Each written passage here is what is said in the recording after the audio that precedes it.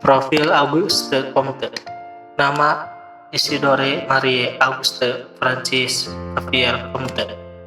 Lahir Montpellier, Prancis 19 Januari 1758. Meninggal 5 September 1857 dalam umur 59 tahun di Paris, Prancis. Kebangsaan Prancis, era filsafat abad ke-19. Gagasan positivisme. Comte percaya bahwa puncak perkembangan ilmu pengetahuan adalah positivisme dan puncak perkembangan positivisme adalah sosiologi. Beliau merupakan seorang filsuf Prancis yang dikenal karena memperkenalkan di bidang ilmu sosiologi serta aliran positivisme. Melalui prinsip positivisme, Comte membangun dasar yang digunakan oleh akademisi saat ini, yaitu pengaplikasian metode ilmiah dalam ilmu sosial sebagai sarana dalam memperoleh kebenaran.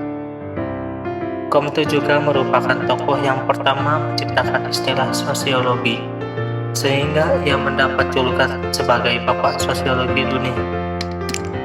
Gagasan dasar positivisme, kaum positivis percaya bahwa masyarakat adalah bagian dari alam, dan metode positivis harus diterapkan untuk mengungkap hukum-hukum alam tentang masyarakat, atau disebut unifikasi ilmu.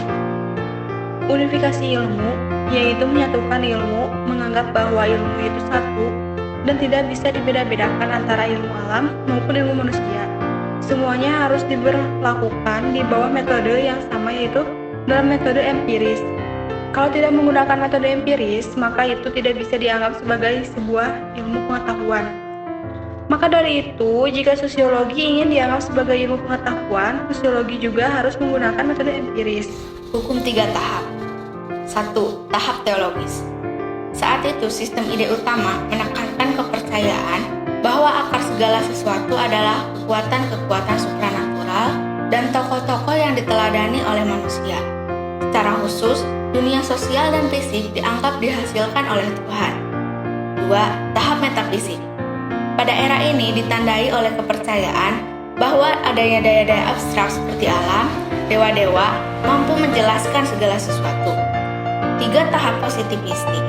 Di era ini ditandai oleh kepercayaan pada ilmu, sehingga orang-orang cenderung membuang pencarian sebab-sebab absolut tentang Tuhan atau alam, dan sebagai gantinya memusatkan perhatian pada pengamatan dunia sosial dan fisik untuk mencari hukum-hukum yang mengaturnya.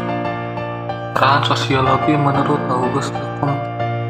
Beberapa pendirian dari Auguste Comte punya arti besar dalam perkembangan sosiologi klasik konservatisme dasar, reformisme, saintisme, dan pandangan evolusionernya mengenai dunia. Sosiologi tidak berfokus pada individu, melainkan mengambil entitas-entitas yang lebih besar sebagai unit dasar analisisnya. Untuk mendesak agar melihat struktur sosial maupun perubahan sosial. Pendirian Comte bagi teori sosiologis, khususnya bagi dunia venture dan person, adalah penekanan Comte pada karakter sistematis masyarakat. Mata rantai di antara berbagai komponen masyarakat juga memberi manfaat yang besar bagi peran konsensus di dalam masyarakat. Comte menekankan perlunya melakukan teori abstrak dan turun ke lapangan dan melakukan riset sosiologis agar para sosiolog menggunakannya pengamatan eksperimentasi dan analisis historis komparatif. Comte percaya bahwa sosiologi akan menjadi kekuatan ilmiah yang ditujukan untuk memperbaiki masalah-masalah yang ada di dalam sistem. Positivisme menolak segala hal yang di luar fakta empiris dan menolak penggunaan metode di luar yang digunakan untuk mengkaji fakta empiris. Ilmu atau sains merupakan satu-satunya pengetahuan yang valid dan hanya fakta-fakta empiris yang dapat menjadi objek pengetahuan.